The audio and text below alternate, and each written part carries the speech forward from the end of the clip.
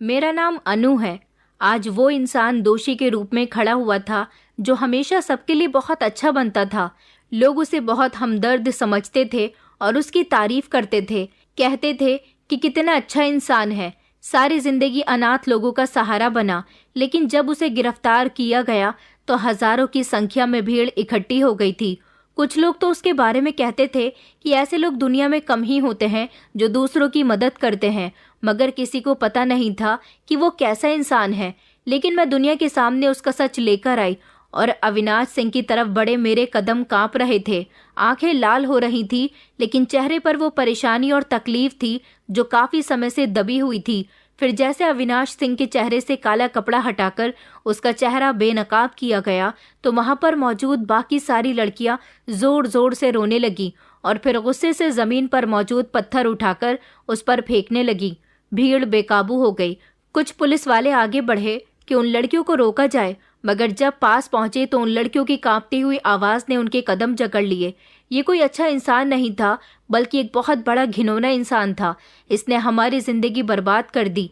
एक उम्रदार औरत जो कई सालों से अनाथ आश्रम में काम करती थी जोरदार आवाज में बोली। ये सब ऐसे ही कुछ नहीं कर रहे थे, बल्कि उनकी चीखों के पीछे कई साल पुरानी कहानी छुपी हुई थी। वहां पर मौजूद सारे लोग उन लड़कियों को देख रहे थे। मैं उनके करीब गई और मैंने जब अविनाश सिंह की सारी सच्चाई लोगों के सामने पेश की तो वहां पर मौजूद सारे लोग शॉक्ड रह गए थे और लड़कियों की आवाजें बुलंद हो गईं, जो न जाने कब से किसी सहारे की उम्मीद पर बैठी हुई थी और अपने आरोपी को सजा दिलवाना चाहती थी। मेरी जिंदगी उस समय बर्बाद हुई जब मेरे पिताजी दुनिया को छोड़कर चले गए। माँ और दादी के साथ मेरी जिंदगी अच्छी गुजर रही थी, लेकिन एक दिन माँ भी मुझे छोड़कर चली गई, क्योंकि पिताजी के जाने के बाद माँ को गहरा सदमा लग गया था और वो अकेली मेरी परवरिश नहीं कर पा रही थी। दादी जिंदा थी मेरा ख्याल रखने के लिए, लेकिन वो काफ़ी बूढ़ी और बीमार हो चुकी थी। इसलिए उन्होंने फैसला किया कि वो मुझे मेरी चाची के पास छोड़ देंगी। मेरी उम्र 13 साल थी और मेरी सगी चाची मुझे अनाथ आश्रम छोड़ आई थी। 2 साल पहले मेरे पिताजी की मौत हुई थी और उसके फौरन ही बाद अपनी माँ की मौत का सदमा भी मैंने देख लिया था। मुझे नहीं पता था कि मैं इतनी जल्दी अपने माता और पिता दोनों को खो दूंगी। पिताजी के जाने के बाद मेरी माँ ही मेरी दुनिया थी, लेकिन जब वो भी मुझे छोड़कर चली गई तो मेरी दुनिया ही उजड़ गई। मेरा अपना ही घर मेरे लिए नर्क बन गया था। दादी मुझे मेरी चाची के घर छोड़ने के लिए चली गई, लेकिन चाची मुझे वहाँ पर बड़ी मुश्किल से बर्दाश्त करती थी। चाची के घर मुझे छोड़ने का फैसला मेरी दादी का था, मेरा नहीं था, क्योंकि मैं अपनी दादी से जुदा नहीं होना चाहती थी और दादी अपने बड़े बेटे के घर को छोड़कर कहीं नहीं जा सकती थी। दादी के कहने पर ही चाची ने मुझे अपने घर में जगह दी थी, वरना चाची के शब्द तो हमेशा तकलीफदेह होते थे। वो गुस्से में ही रहती थी कि मुझे ये बोझ अपने घर में बिल्कुल भी बर्दाश्त नहीं है। पहले ही हमारा परिवार और हमारे 10 खर्चे हैं, ऊपर से इसे भी यहाँ लाकर डाल दिया है। मैं क्या पागल हूँ जिस पर इतना बोझ डाल दिया गया है। वो हमेशा मुझे ताने दिया करती थी। इसके माँ बाप तो मर गए और सुकून से हैं, मगर इस मनहूस को मेरे गले डाल गए। मैं ये सब सुनकर हमेशा डर जाती थी और चुपचाप कोने में एक तरफ बैठकर रोती रहती थी। मेरी दादी ही थी जो मुझे प्यार करती थी और चाची से कहती थी कि ये मासूम है, इसे हम नहीं संभालेंगे तो फिर कौन संभालेगा। दादी के होते हुए मेरी चाची चाहकर भी मुझे उस घर से नहीं निकाल पाई, मगर उनका बर्ताव दिन ब दिन मेरे साथ खराब होता जा रहा था। कभी मुझे खाने के समय सबसे आखिर में बुलाया जाता तो कभी बासी खाना मेरे आगे रख दिया जाता था और हमेशा तो मुझे रातों को भूखा ही सोने पर मजबूर किया जाता था। मेरे कपड़े भी काफ़ी पुराने और गंदे हो चुके थे, जबकि मेरे चाचा चाची के बच्चे हमेशा नए कपड़े पहनते थे। चाची के ताने कभी कम नहीं हुए थे। वो हमेशा कहती थी कि ये सारे दिन घर में बैठकर मुफ्त का खाना खाती है, घर का कोई काम भी नहीं करती, बस हमेशा अपनी दादी के पीछे लगी रहती है। लेकिन ऐसा नहीं था। मैं तो काम करने की कोशिश करती थी, फिर भी मुझे चाची डांट लगाती थी। मैं बर्तन धोने खड़ी हो जाती तो बर्तनों की आवाज़ सुनकर वो कहती कि ये क्या तोड़फोड़ कर रही है, चल दूर हो जा मेरी नज़रों से। फिर एक दिन वो समय भी आ गया जिसका मेरी चाची को न जाने कब से इंतज़ार था। मेरी दादी भी इस दुनिया को छोड़कर चली गई। मैं तो अपनी दादी के मरने से पूरी तरह से टूट गई थी। रो रो कर मेरा बुरा हाल हो चुका था, क्योंकि मेरी इकलौती दादी ही तो ऐसी थी जो मुझे प्यार करने के लिए जिंदा थी। मैं ज़ोर ज़ोर से रो रही थी और अपनी दादी की अर्थी के पास बैठकर कहती थी कि दादी प्लीज मुझे भी अपने साथ ले चलो, अब मैं कहाँ जाऊंगी, कौन मुझसे प्यार करेगा। लेकिन दादी तो अब बेजान हो चुकी थी। दादी के अंतिम संस्कार के बाद चाची तो बहुत खुश हो रही थी। उनकी खुशी के तो ठिकाने ही नहीं थे। वो लोगों के सामने अफसोस का दिखावा तो करती थी, लेकिन अंदर से खुश और बेफिक्र थी। सब लोगों के जाने के बाद उन्होंने कहा कि चलो अच्छा हुआ, मेरी जान छूट गई, अब जल्द ही एक और मुसीबत से मेरी जान छूटने वाली है। मैं अपनी चाची का ये मतलब नहीं समझ पाई थी, लेकिन कुछ दिनों के बाद मुझे उनके इन शब्दों का मतलब भी पता चल गया था, क्योंकि चाची मुझे एक अनाथ आश्रम छोड़ने के लिए गाड़ी में बिठाकर अपने साथ ले आई थी। मैं खामोशी से गाड़ी के पीछे वाली सीट पर बैठी हुई थी। मुझे चाची ने बता दिया था कि मैं तुझे अनाथ आश्रम छोड़ने के लिए जा रही हूँ, इसलिए रो रो कर मेरी आंखें लाल हो चुकी थी और मेरा दिल बहुत डर रहा था। मैं बार बार चाची से रिक्वेस्ट कर रही थी, लेकिन उनको तो जैसे मेरे रोने का, रिक्वेस्ट करने का कोई असर नहीं हो रहा था। उनके चेहरे पर तो मेरे लिए वही नफरत थी जो पिछले कई सालों से उनके चेहरे पर मौजूद थी। जब अनाथ आश्रम करीब आया तो मैं हिम्मत करके फिर से चाची से कहने लगी कि चाची, मैं आपसे वादा करती हूँ कि जैसा आप कहोगी मैं वैसा ही करूँगी। मैं घर के भी सारे काम करूँगी और जितना खाना आप मुझे खाने को दोगी सिर्फ उतना ही खाना खाऊंगी, बस मुझे यहाँ पर मत छोड़ो। चाची ने गुस्से से घूर कर मुझे जवाब दिया कि तेरे चाचा के पास इतनी दौलत नहीं आती कि मैं तुझ पर लुटा दूं। बस काफी समय तक तुझे अपने घर में जगह दे दी, अब मैं तेरी जिम्मेदारी और नहीं ले सकती, और वैसे भी तू मेरी कोई नहीं है, मेरा तेरे साथ कोई रिश्ता नहीं है। चाची की बात सुनकर मेरी सांसें रुकने लगी और आंखों में आंसू आ गए थे। मैंने घबराती हुई आवाज में कहा, लेकिन मेरे माँ पिताजी तो कहते थे कि आप हमारी अपनी हैं। चाची ने जोरदार हंसी हंसी और वो कहने लगी कि तुम्हारे माता पिता के कहने से क्या होता है, वो दोनों तो मर गए, अब तुम भी चली जाओ यहाँ से। गाड़ी चलनी बंद हो गई थी और अनाथ आश्रम के सामने आकर रुक गई थी।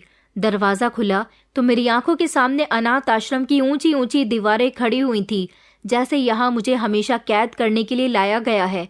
चाची ने मुझे धक्का देते हुए कहा, निकल जा यहाँ से, अब यही तेरी दुनिया है और तुझे यहीं पर रहना है।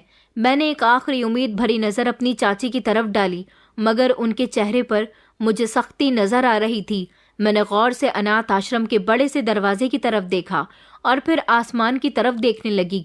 दिल में ढेर सारे सवाल थे कि क्या मैं सच में अनाथ हूँ?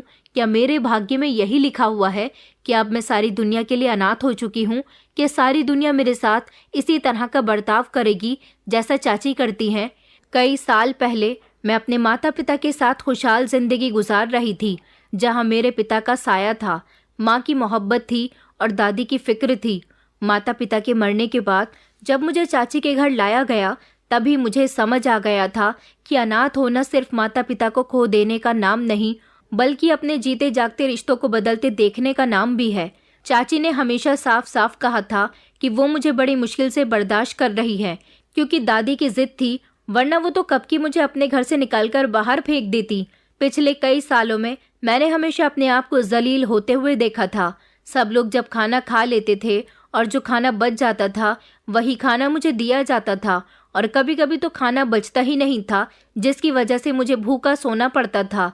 नए कपड़ों की जगह मैं पुराने फटे कपड़े पहनती थी, जो मेरे चाचा चाची के बच्चों की उतरन होते थे, और अगर मुझसे धोखे से भी कोई गलती हो जाती तो उस पर मुझे ऐसे डांट मिलती थी जैसे मैं घर की सबसे फालतू चीज हूँ। दादी जब चाची के घर आती तो मैं उनको रो रो कर सब बता दिया करती थी। दादी कभी कभी चाची से मेरे लिए झगड़ा भी करती थी, लेकिन चाची उनके जाने के बाद फिर से वही हरकतें करती थी और मुझे पहले से भी ज्यादा डांट सुनने को मिलती थी। मेरी दादी हमेशा मेरे लिए प्रार्थनाएं करती थी, मगर अब वो भी नहीं रही थी। जैसे ही मेरी दादी की मौत हुई, चाची ने फौरन मुझे घर से निकालने का फैसला कर लिया और आज वही दिन आ चुका था। मैं अनाथ आश्रम के दरवाजे तक आ चुकी थी। चाची खामोशी से मेरे करीब आई और कहने लगी कि अंदर चलो। मेरे पैरों तले से जमीन निकल गई। मैंने जमीन में बैठकर चाची के पैर पकड़ लिए और उनसे कहा कि मैं कोई भी गलती नहीं करूंगी, हमेशा आपका कहना मानूंगी, जैसा आप कहोगी वैसा ही करूंगी। प्लीज मुझे यहाँ छोड़कर मत जाओ चाची। चाची ने जोरदार लात मुझे मारी तो मैं जमीन पर गिर पड़ी थी और फिर मेरे बाजू से मुझे उठाकर वो अनाथ आश्रम के अंदर ले आईं। वहां दरवाजे पर ही 2-3 औरतें आईं और उन्होंने चाची के कंधे पर हाथ रखा। फिर चाची ने मुझे उनके हवाले कर दिया। मैं जोर जोर से चिल्लाने लगी कि नहीं, मैं यहाँ नहीं रहूंगी, चाची प्लीज मुझे छोड़कर मत जाओ। मैं जोर जोर से रो रही थी, मगर चाची की आंखों में कोई नरमी नहीं थी। वो तो पलटकर अनाथ आश्रम के दरवाजे से बाहर ही चली गई थी। उन्होंने तो मुझे पीछे पलटकर भी नहीं देखा था, और फिर वो जिस गाड़ी में बैठकर आई थी उसी गाड़ी में बैठकर वापस चली गई। मेरी आंखों से आंसू तेजी से बह रहे थे। ये समय मेरे लिए बहुत ही खतरनाक समय था। मेरे अनाथ होने का सबसे बड़ा दुख यही था कि अपनों के होते हुए भी मेरा कोई अपना नहीं था। अनाथ आश्रम के इंचार्ज ने मुझे सर से पैर तक देखा। मैं सुंदर थी और वो मेरी सुंदरता को बड़ी ही गौर से देख रहा था। मेरी सुंदरता देखकर उसे अंदाजा हो गया था कि मैं कहीं से भी उसे गरीब घर की नहीं लगती। मेरी कम उम्र और खूबसूरत चेहरा, गोरा रंग देखकर वो समझ गया था कि मैं किसी अमीर परिवार की हूँ, क्योंकि मैं सादगी में भी बहुत सुंदर लग रही थी। इंचार्ज ने आया को इशारा किया तो उसने नरमी से मेरा हाथ थाम लिया। वो मुझे चुप करवाने लगी और कहने लगी कि आओ बेटा, मैं तुम्हें तुम्हारा कमरा दिखा देती हूँ, यहाँ पर तुम्हें तुम्हारी अच्छी सहेलियाँ भी मिलेंगी। और फिर वो मुझे अपने साथ ले गई और मैं भी खामोशी से उसके साथ चलने लगी। न जाने क्यों मेरे दिल में एक अजनबी सी बेचैनी हो रही थी, ऐसा डर जिसके बारे में मुझे खुद भी नहीं पता था। मेरी आंखें नम हो गई थी और मैं सोच रही थी कि चाची मुझे सच में हमेशा हमेशा के लिए यहाँ छोड़कर चली गई है। क्या अब मैं यहाँ से कभी वापस नहीं जा सकूंगी? क्या मेरा कोई घर नहीं है? उधर इंचार्ज ने किसी को फ़ोन मिलाया और मेरे बारे में उसको सारी इन्फॉर्मेशन देने लगी। कह रही थी कि हाँ, वो यहाँ आ गई है, जैसी तुम चाहते थे बिल्कुल वैसी ही है। दूसरी तरफ का जवाब सुनकर इंचार्ज के चेहरे पर मुस्कुराहट फैल गई थी, जैसे वो किसी खास प्लान में कामयाब हो गई हो। उधर आया ने मुझे नए कपड़े पहनने के लिए दिए और कहा कि तुम अच्छे से तैयार हो जाओ, आज कुछ खास मेहमान अनाथ आश्रम में आ रहे हैं, तो सारे ही बच्चे तैयार होंगे। मैं खामोशी से हाथ में कपड़े लेकर बाथरूम की तरफ चली गई। मैं जिस कमरे में मौजूद थी वहां पर बिस्तर लगा हुआ था और एक मेरी ही उम्र की लड़की वहां पर पहले से ही मौजूद थी। वो मुझे बड़ी गौर गौर से देख रही थी और धीमे धीमे अपने आप से मुझे देखकर कुछ बातें कर रही थी। मुझे उसका कुछ समझ नहीं आया और मैं बाथरूम में कपड़े बदलने के लिए चली गई। कपड़े बदलने के बाद मेरे चेहरे पर एक अजीब से डर का साया लहराने लगा। पता नहीं मेरे साथ ये सब कुछ क्यों हो रहा है। क्या चाची ने मुझे सच में छोड़ दिया? बस यही सारे सवाल बार बार मेरे दिमाग में आ रहे थे, मगर मुझे जवाब देने वाला कोई भी नहीं था। मैंने शीशे में अपना चेहरा देखा जो पूरी तरह से सूजा हुआ था।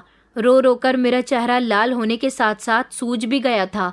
तैयार होने के बाद मुझे बाहर हॉल में ले जाया गया, जहाँ पर और भी बच्चे तैयार होकर लाइन में खड़े हुए थे और वहाँ पर ऐसा लग रहा था जैसे किसी खास मेहमान के आने की तैयारी हो रही है। जब मैं नए कपड़े पहनकर बाहर आई तो सबने एक पल के लिए मुझे घूर कर देखा। मुझे लाइन में खड़े होने का इशारा दिया गया। मैं लाइन में खड़ी हो गई। वो लड़की जो मुझे कमरे में मिली थी वो मुझसे पहले लाइन में खड़ी हुई थी। मुझे देखकर उसने धीमी आवाज में कहा कि बेचारी, अब पता नहीं इसके साथ क्या होगा। मैंने उसके मुंह से ये शब्द सुने थे।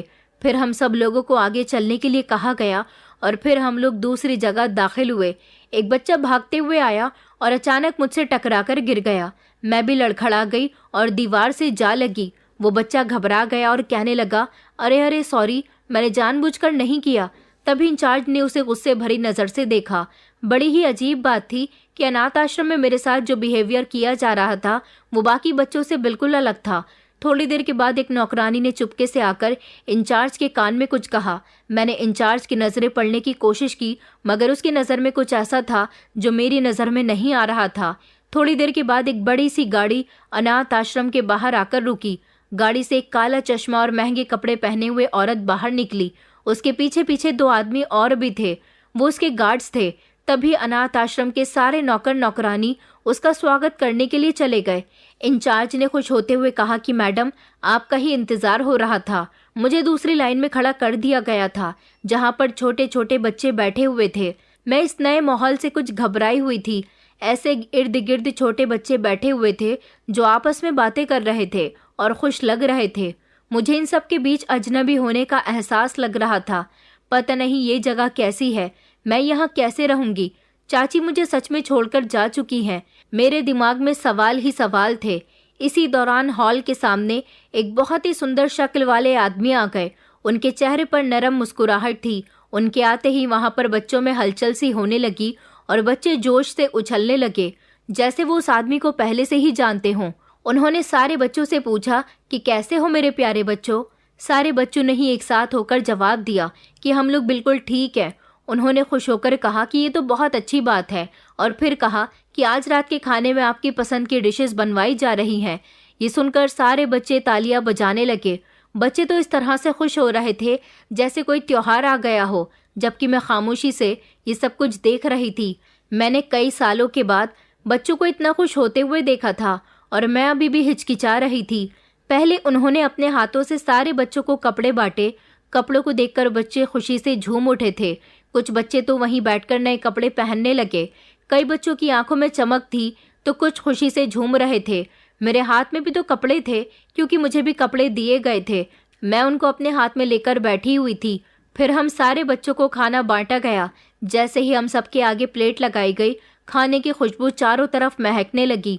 बच्चों की खुशी अब डबल हो गई थी और खुशी खुशी सारे बच्चे खाना खाने लगे। सारे बच्चे खाना खाने में बिजी हो गए और हर तरफ से बच्चों की हंसी मजाक की आवाज़ें आ रही थी। ये सब देखकर मुझे नॉर्मल फील हो रहा था, जैसे ये सब कुछ हमेशा से ऐसा ही होना चाहिए था। खाने के साथ सबको मीठा भी बांटा गया था, जिसे देखकर सारे बच्चों ने खुशी से तालियां बजा ली। उस दिन मैंने भी पेट भर के खाना खाया था क्योंकि कई दिनों से मैं भूखी थी। मैंने खाना खाया और ऊपर वाले का शुक्रिया अदा किया।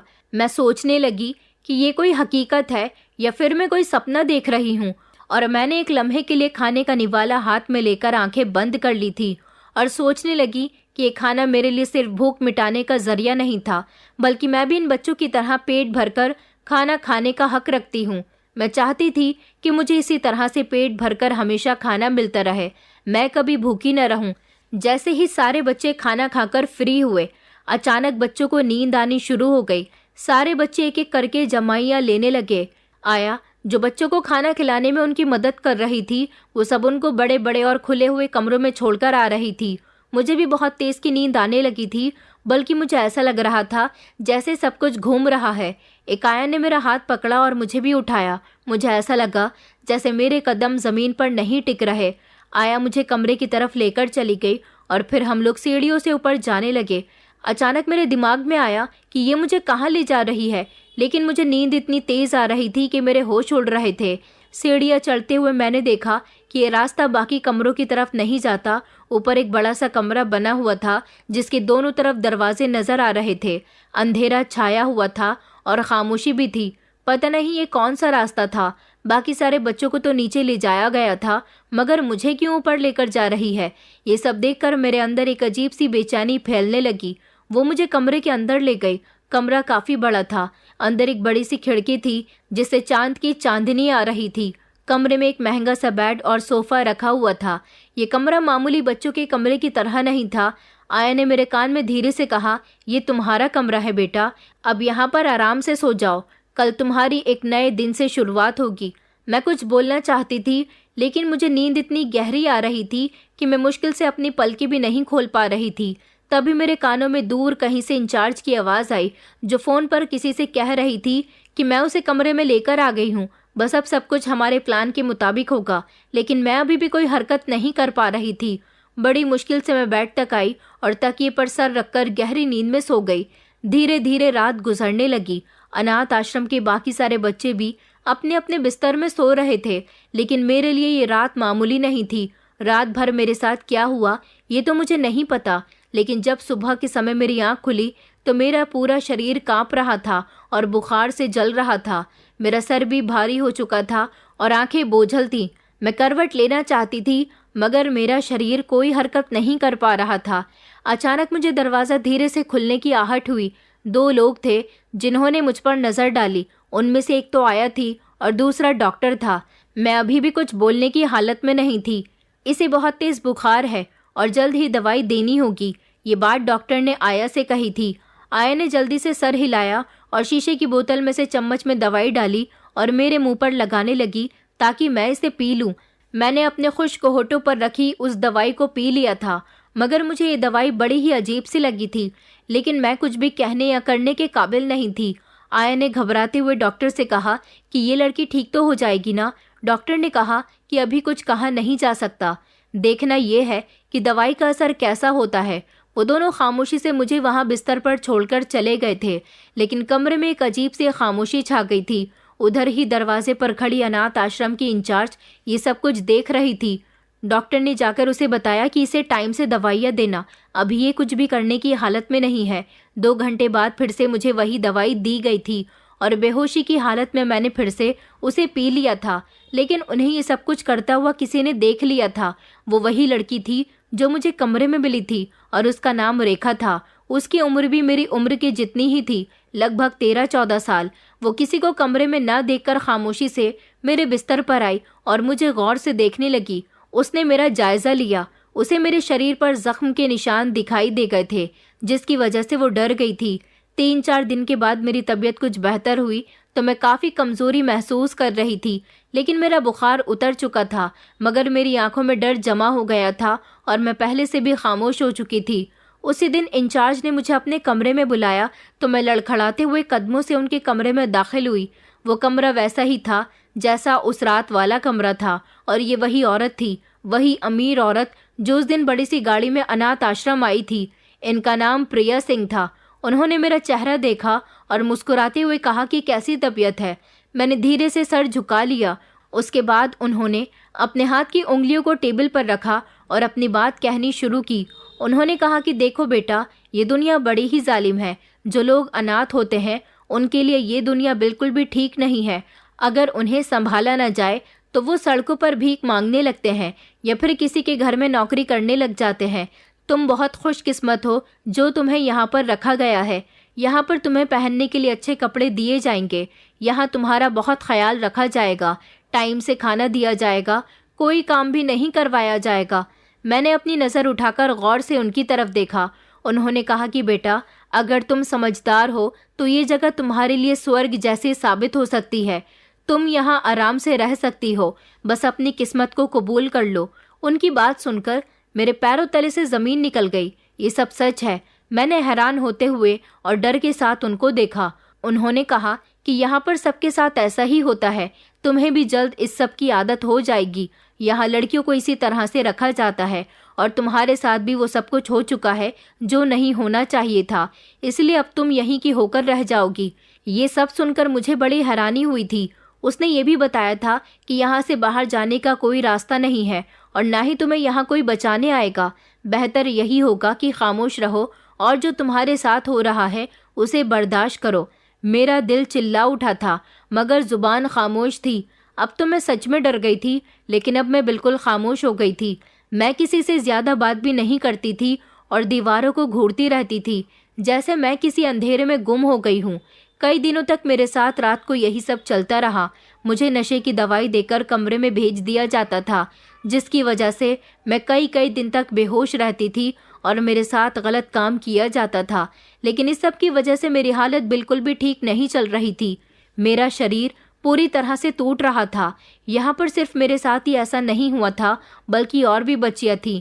रेखा, जो कि ज़्यादातर मेरे आगे पीछे घूमती रहती थी और मुझसे बात करने की कोशिश करती थी, अब उसके साथ जल्द ही मेरी दोस्ती हो गई, क्योंकि वो मेरी खामोशी और उदासी को अच्छी तरह से समझती थी। वो खुद भी इस सबसे गुजर चुकी थी। एक रात जब सारे बच्चे सो चुके थे तो रेखा ने धीरे से मेरा हाथ पकड़ा और कहा कि तुम भी सोच रही हो कि ये सब कुछ क्यों हो रहा है। उसने मुझे धीमी आवाज़ में बताया था। मैंने हैरानी से उसकी तरफ देखा, मगर कहा कुछ भी नहीं था। उसने मुझे बताया कि मैं भी एक दिन तुम्हारी तरह से यहाँ आई थी, बिल्कुल ऐसे ही हालत में, डरी हुई और बेसहारा। मुझे भी शुरू में लगा था कि ये जगह मेरे लिए ठीक है, लेकिन फिर सब कुछ बदल गया। मैंने डरती हुई नज़रों से उसकी तरफ देखा। उसने मुझे बताया कि ये अनाथ आश्रम नहीं है अनु, ये एक कैद खाना है, जहाँ हम सब सिर्फ इस्तेमाल करने की चीज़ है, जो जिसे चाहे जब इस्तेमाल करके जा सकता है। ये सब सुनकर तो मेरा दिल ज़ोर ज़ोर से धड़कने लगा।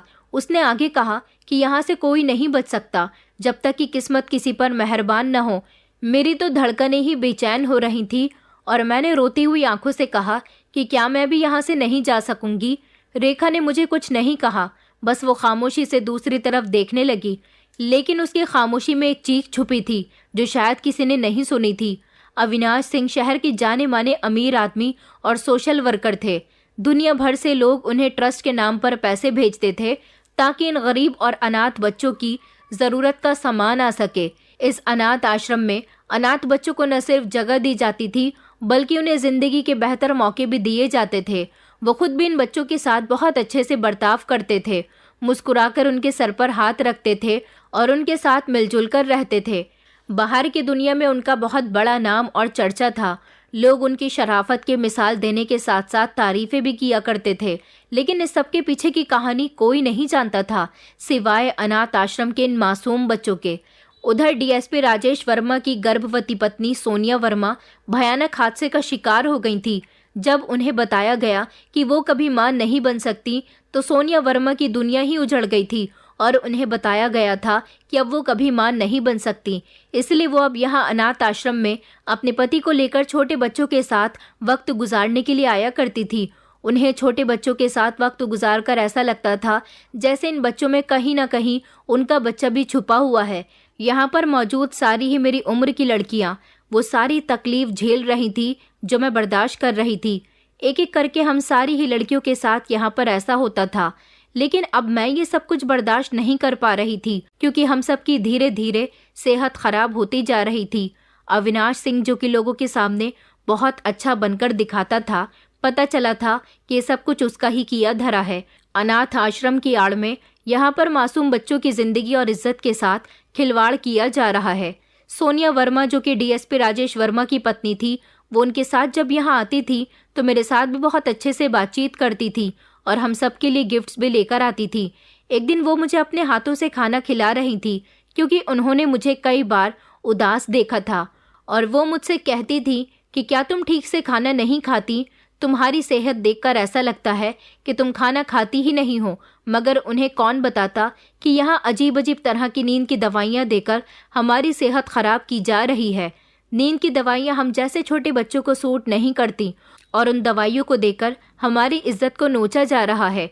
उसी दिन मैंने रोते हुए सोनिया जी को यहाँ होने वाले हादसे के बारे में बताना चाहा, क्योंकि इससे बेहतर रास्ता मुझे और कोई नहीं लग रहा था।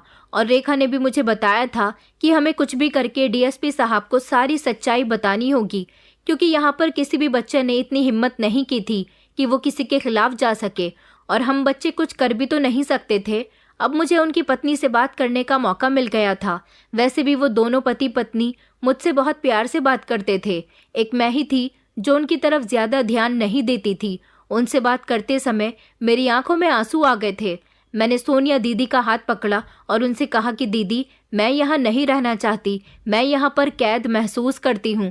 मुझे बाहर की दुनिया देखनी है। मैं परिंदों की तरह खुली हवा में सांस लेना चाहती हूँ। क्या आप मेरी मदद नहीं करोगी? सोनिया जी ने हैरानी से मेरा चेहरा देखा। उन्होंने मेरे गाल पर हाथ रखा और कहा कि बेटा, ये तुम क्या कह रही हो? मैंने उनसे कहा कि जी, मैं बिल्कुल सच कह रही हूँ। ये जगह जैसी दिखाई देती है वैसी बिल्कुल भी नहीं है। यहाँ इन दीवारों के पीछे हमारे साथ बहुत बड़ा जुल्म होता है। ये तो शायद आप भी नहीं देख सकती। मेरी बात सुनकर सोनिया जी का दिल जोर जोर से धड़कने लगा था। उन्होंने कहा कि क्या मतलब? इस अनाथ आश्रम के मालिक अविनाश सिंह जी तो बहुत अच्छे इंसान हैं और यहाँ के बच्चों का बहुत अच्छे से ख्याल रखते हैं। ये सब तुम कैसे कह सकती हो कि यहाँ बच्चों के साथ कुछ गलत होता है? मैंने कहा, मैं सच कह रही हूँ। यहाँ सब कुछ एक धोखा है। अनाथ आश्रम के नाम पर कुछ और है। बस आप यहाँ पर गौर से देखने की कोशिश कीजिए। जो हकीकत आपको नजर आएगी उसको देखकर आपके रोंगटे खड़े हो जाएंगे। मेरी बातों से सोनिया जी के हाथ पैर ठंडे हो गए थे। उन्होंने ये बात खामोशी से अपने पति डीएसपी साहब को भी बताई तो वो भी परेशान हो गए, मगर उन्होंने फैसला किया कि वो इंचार्ज से मेरे बारे में बात करेंगे। लेकिन जब उन्होंने वहाँ की ऑनर से मुझे अपने साथ ले जाने के लिए कहा तो इंचार्ज और वहाँ के स्टाफ ने रुकावट डालने की कोशिश की और कहा कि ये लड़की यहाँ पर सेफ है और इसे यहाँ पर हर तरह की फैसिलिटी दी जा रही है, फिर इसे इस तरह अचानक यहाँ से ले जाना ठीक नहीं होगा। डीएसपी साहब आगे कुछ कहना चाहते थे, लेकिन उनको भरोसा दिला दिया गया कि हम पर भरोसा कीजिए, यहाँ सिर्फ वही लड़की नहीं बाकी और भी बच्चे रहते हैं और उनका हम अच्छे से ख्याल रखते हैं। मगर काफ़ी बहस के बाद डीएसपी साहब कामयाब हो गए थे और उन्होंने मुझे वहाँ से बाहर निकाला। ये खबर सुनकर मैं बहुत खुश हुई थी, क्योंकि उन्होंने इस बात की जिम्मेदारी ली थी कि वो मुझे अपने घर अपनी बेटी बनाकर रखेंगे।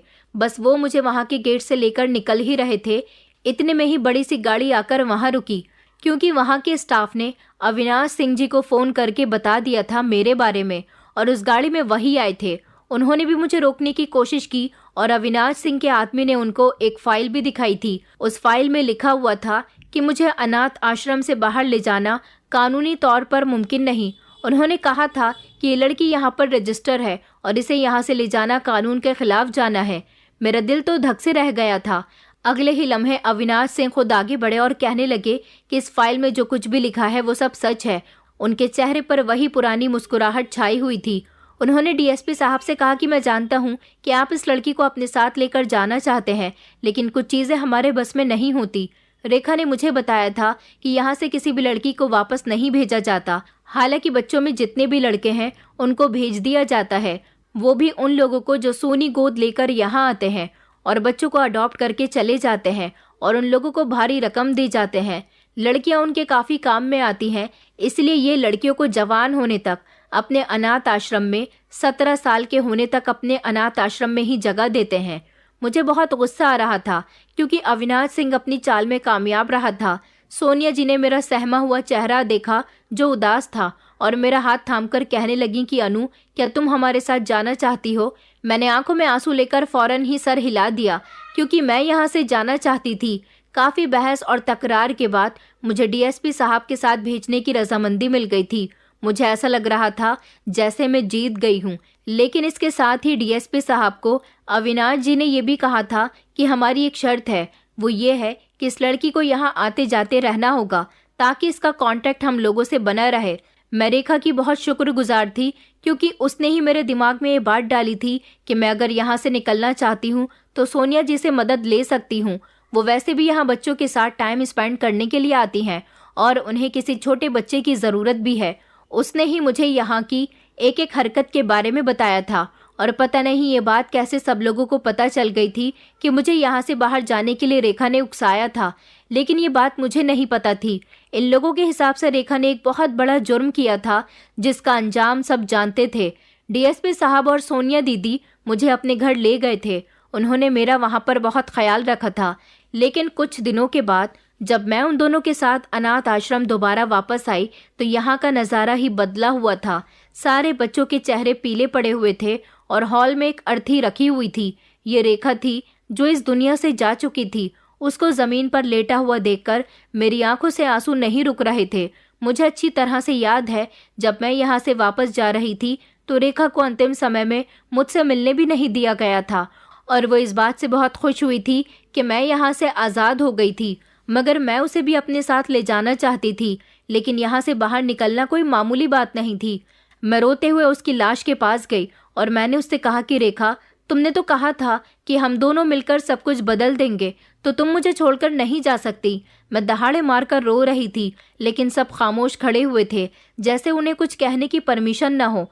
अरविंद सिंह जी की पत्नी वहाँ पर मौजूद थी। उन्होंने कहा कि अब इस बच्ची का अंतिम संस्कार करने के लिए इसे ले जाओ, मगर मैं रोते हुए बार बार रेखा को जाने से मना कर रही थी। लेकिन अरविंद सिंह जी की पत्नी ने कहा कि बेटा, उसकी तबीयत ठीक नहीं थी, इसीलिए वो मर गई है। उसका हमने काफ़ी इलाज करवाया, मगर उसका इलाज पॉसिबल ना हो सका। वो लोग वहाँ से जा चुके थे और रेखा की लाश को अंतिम संस्कार के लिए ले गए थे और मैं ये सब कुछ देखकर फूट फूट कर रो रही थी। तभी वहाँ पर एक छोटा सा बच्चा भागता हुआ मेरे करीब आया। उसकी आंखों में एक अजीब सा डर था। उसने अपनी मुट्ठी खोली और एक कागज का टुकड़ा मेरे हाथ पर रख दिया। उसने कहा कि ये रेखा दीदी का खत है, उन्होंने मुझे दिया था कि अगर उनके साथ कुछ हो जाए तो मैं तुम्हें ये दे दूं।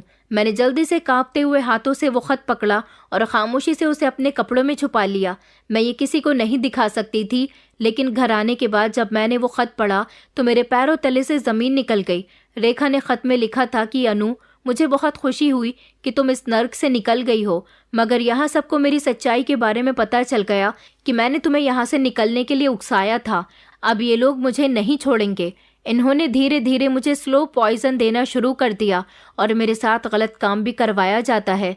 मैंने अनाथ आश्रम के इंचार्ज को अरविंद सिंह जी से बातें करते हुए सुना था। उन्होंने कहा कि इस लड़की की जल्द ही जान ले लो, इससे पहले ही यहाँ से और भी लड़कियों को रवाना करवाए। मैं अपना ये खत तुम्हारे लिए छोड़कर जा रही हूँ ताकि तुम मुझे इंसाफ दिलवा सको और मेरे साथ साथ यहाँ पर मौजूद बाकी सारे बच्चों को भी बचा सको। ये खत पढ़कर मैं बहुत रोई थी और मुझे रोते हुए सोनिया जी और डीएसपी साहब ने देख लिया था। उन्होंने जब मेरे हाथ से वो खत लिया और पढ़ा तो उनके भी होश उड़ गए थे। फिर मैंने उनको वहाँ पर हमारे साथ होने वाले एक एक अत्याचार के बारे में बता दिया और रेखा का वो खत एक मजबूत सबूत बन चुका था। रेखा की मौत स्लो पॉइजन की वजह से हुई थी और इन लोगों ने उसे मारने में कोई कसर नहीं छोड़ी थी। यह हैंडराइटिंग भी रेखा की ही थी, ये बात भी साबित हो गई और वो लेटर एक बहुत बड़ा सबूत बन गया था। डीएसपी साहब ने कहा कि वो वहाँ पर मौजूद बच्चों को इंसाफ दिलवाकर रहेंगे और साथ ही रेखा को भी इंसाफ मिलेगा। उन्होंने मेरा साथ देने का वादा किया था। उन्होंने कहा था कि बस तुम्हें अपना बयान देना होगा। डीएसपी साहब ने अरविंद सिंह जी और उनकी पत्नी को अरेस्ट करवाया और जब अरेस्ट करने के बाद उन्हें अनाथ आश्रम में आरोपी के तौर पर लोगों के सामने लाया गया तो उनकी तारीफ करने वाले लोग भी वहां पर मौजूद थे और ये सब देखकर आग बबूला हो गए थे कि इतने शरीफ इंसान को आखिर पुलिस ने अरेस्ट क्यों किया है। लेकिन उनको अरेस्ट होते हुए देखकर अनाथ आश्रम की सारी लड़कियां जिनके साथ वहां पर गलत हो रहा था, उन्होंने अरविंद जी पर पत्थर बरसाने शुरू कर दिया और कहा कि यही वो दरिंदा है जो हमारे साथ गलत काम करता रहा। मैंने भी रेखा का खत लोगों के सामने जाहिर किया और इस तरह अरविंद सिंह और उसकी पत्नी को अरेस्ट कर लिया गया और उसकी हकीकत दुनिया के सामने खुलकर आ गई। वो लोग अनाथ आश्रम की आड़ में छोटी और कम उम्र की बच्चियों के साथ बड़ी उम्र के मर्दों से गलत काम करवाया करते थे और इस काम के उनसे पैसे लेते थे और जो खाना हमें दिया जाता था उसमें नींद की दवाई मिलाई जाती थी। इस तरह ये लोग पैसा कमा रहे थे और यहाँ पर जो छोटे छोटे बच्चे थे जिनको कपल्स अडॉप्ट करने के लिए आते थे वो बच्चे भी यहीं के ही थे। जो कई सालों पहले लड़कियां यहाँ पर आई थी उनके साथ गलत काम हुआ था, उनके जो बच्चे हुए थे ये वही बच्चे थे और फिर जब वो लड़कियां 17 साल की हो जाती तो उन्हें बेच दिया जाता था और फिर उनके बच्चों को भी कपल्स को अडॉप्ट करवा दिया जाता और उनसे मुंहमांगी कीमत वसूल ली जाती थी। ये धंधा कई सालों से चल रहा था और यह हकीकत जब पूरे शहर में फैल गई तो सारे लोग जो अरविंद सिंह और उसकी पत्नी की बहुत इज्जत किया करते थे और उनकी तारीफ किया करते थे, उन्होंने उसे दोष देने शुरू कर दिया और कहा कि इस इंसान को कड़ी से कड़ी सजा होनी चाहिए। इससे बड़ा सबूत क्या हो सकता था कि वहां पर मौजूद सारे बच्चों ने अपने अपने बयान दे दिए थे और बताया था कि वहां पर लड़कियों के साथ क्या होता है।